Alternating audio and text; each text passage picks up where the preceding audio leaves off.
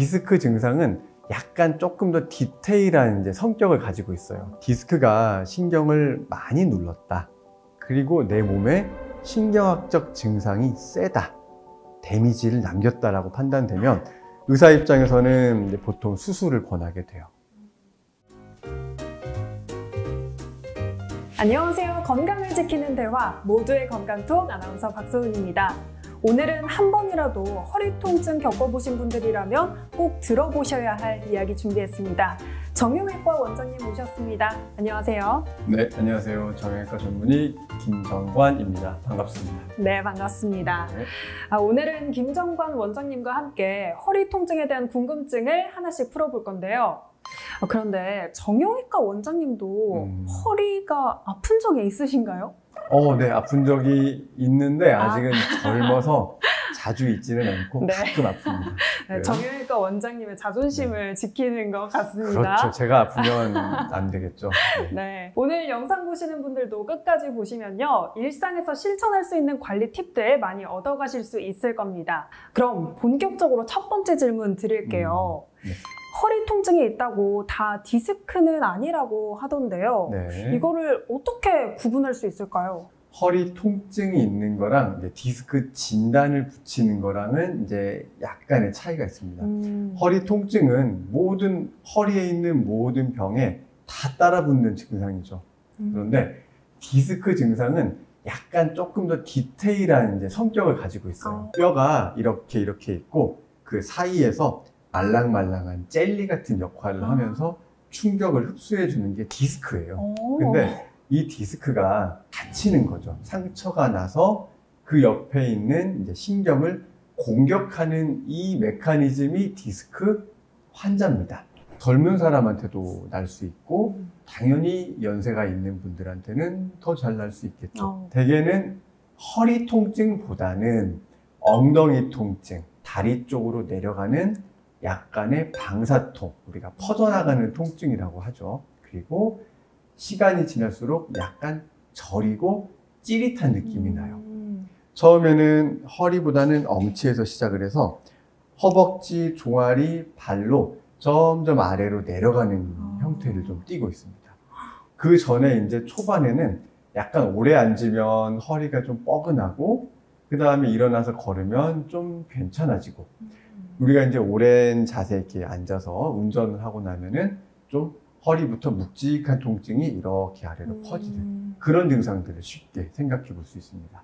그러면 허리뿐만 아니라 하체까지 영향을 주는 게 디스크라고 생각을 하면 되겠네요. 그렇죠. 요통도 있지만 사실은 요통 있는 환자는 많지 않고 한 10%, 20%는 안 될 것 같고 다리, 엉치, 허벅지, 종아리로 약간 퍼지는 통증. 3대 증상 환자들한테 맨날 물어볼 때는 당기고 저리고 찌릿한 게 있나요? 요 세 가지를 항상 물어봅니다. 그럼 반대로 이런 증상이 없다면 디스크는 아닐 수 있는 거네요? 그렇죠.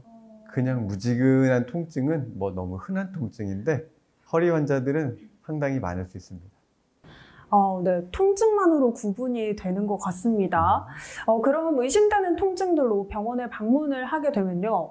MRI를 권하는 경우가 많거든요. 비용적인 문제나 뭐 기계에 들어간다 이런 것 때문에 좀 부담스러워 하시는 분들이 많을 것 같아요. 그렇죠. MRI는 가격이 비싸죠. 좀 마음의 준비가 돼야 이걸 찍을 수 있어요. 맞아요. 두 번째는 정말 치료를 했는데도 아프다라고 할 때 검사를 고민하게 됩니다.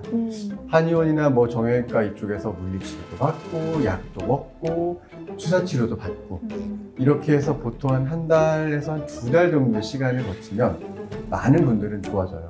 안 좋아지는 분들도 있겠죠.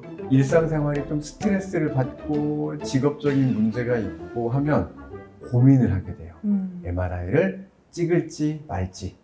그래서 어느 정도 충분한 치료를 한 다음에 이제 MRI 검사를 하게 됩니다. 최후의 수단으로 MRI를 생각을 하면 되겠군요. 그렇죠. 여기서 이제 하나 더 말씀을 드리면 MRI를 왜 찍을까를 고민을 해봐야 돼요. MRI를 왜 찍을까요? 일단 병변을 자세하게 확인하고 싶은 거죠. 그렇죠. 하지만 의사들의 입장에서는 이 MRI는 수술을 어떻게 할까를 설정할 때 촬영을 하게 됩니다. 보통 이제 땡땡 병원들은 이제 수술을 많이 하기 때문에 아무래도 수술을 어디를, 어떻게, 어디까지 할 것인가를 정하는 목적으로 MRI 활용을 많이 하게 됩니다. 네, 그런데 그 MRI 검사 후에 신경 압박이 있다. 이런 얘기를 들으면 네.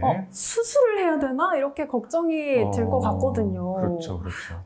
그러면 어떻게 되는 건가요? 일단은 그래요, 좋아요. 이제 MRI까지 찍었어요. 네. MRI까지 찍었는데 딱 영상을 보니까 디스크가 터졌어요. 여기서 선택을 또 하게 돼요. 디스크가 신경을 많이 눌렀다. 그리고 내 몸에 신경학적 증상이 세다. 데미지를 남겼다라고 판단되면 의사 입장에서는 이제 보통 수술을 권하게 돼요.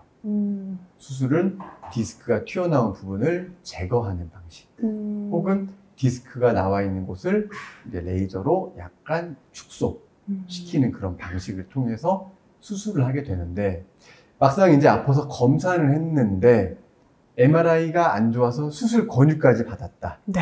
그러면 수술해주는 게 그 후유증을 줄이기 위해서라도 훨씬 좋죠. 네, 그 선택하는 게 증상이라고 보시면 됩니다. 비수술 치료만으로 호전이 되긴 하지만 네. 그건 잠깐일 수 있고 더 불편해지면 수술을 선택해도 되겠다. 뭐 이렇게 맞죠. 생각하면 되겠네요. 병이 생기기 전에 예방이 제일 중요한 것 같은데요. 네. 이제 허리 디스크 미리미리 예방하려면 네. 어떤 습관이 좋을지 알려주시면 좋겠습니다. 그렇죠. 다 이제 뭐 워낙 많이 알려진 정보인데 가장 크게는 두 가지예요. 결국 환자가 할 수 있는 건, 저는 지금 유튜브를 촬영하니까 오늘은 좀 편한 컨셉이니까 이렇게 앉아 있잖아요. 근데 네. 이렇게 앉으면 사실 이렇게 앉아서 일하는 사람은 없잖아요. 다 네, 일을 맞아요. 이렇게 하죠. 이렇게. 그래서 자세는 항상 배를 내밀어 주는 자세가 제일 좋아요. 배를 내밀어야 우리 등 근육에 힘이 들어가겠죠. 그래서 1번은 자세예요. 항상 배를 내밀고 앉아야 된다. 요거 하나만 기억하면 이렇게 있다가 또 일하다가 이렇게 되면 한 번씩 기억하면서 그냥 배를 내밀면서 등에 힘을 살짝 주고 자세 잡는 거. 그 다음에는 이제 운동인데, 운동은 거의 안 해요, 사람들이. 안 해요. 이렇게. 찔리는 분들 안 많으실 것 합니다. 같은데요. 이거는 어려워요. 의지의 문제죠. 네. 운동은 진짜 하루에 많게도 아니에요. 진짜 한 20분 정도는 맨날 얘기하는 플랭크라든지 뭐 맥킨지 자세라든지 아니면 우리 낙하산 자세 같은지, 우리 인터넷에 치면 코어 운동 많이 나오잖아요. 정말 20분 정도를 하면 되는데, 네, 여기까지. 그래서 그 두 가지가 일단은 제일 중요하다고 생각을 합니다. 이런 모든 정보들과 운동들 우리 모두백과 유튜브에도 계속 올라오고 있죠? 그렇죠. 네, 우리 건강톡에도 네. 올라오고 운동법도 계속 이렇게 쭉 올라오고 있으니까 잘 관심 있게 봐주시면 좋을 것 같습니다. 네, 구독과 좋아요도 눌러주시고요. 매일 짧게라도 운동 따라하면서 디스크 꼭 예방하시기 바랍니다. 자, 오늘은 이렇게 허리 디스크에 대해 증상부터 치료, 예방까지 샅샅이 알아봤는데요. 원장님 어떠셨어요? 이 영상을 보시고 많은 분들이 통증 관리에 도움이 되셨으면 좋겠습니다. 앞으로 우리는 허리뿐 아니라 일상에서 흔히 겪는 통증들에 대한 정보도 계속 다룰 예정입니다. 많은 관심 부탁드립니다. 네, 다양한 정보 알차게 알려주셔서 정말 감사드리고요. 건강한 관절, 건강한 삶을 위해 앞으로도 다양한 주제로 찾아뵙겠습니다. 지금까지 모두탑 365 정형외과 발산점 김정관 원장님, 아나운서 박소은이었습니다. 시청해주셔서 고맙습니다.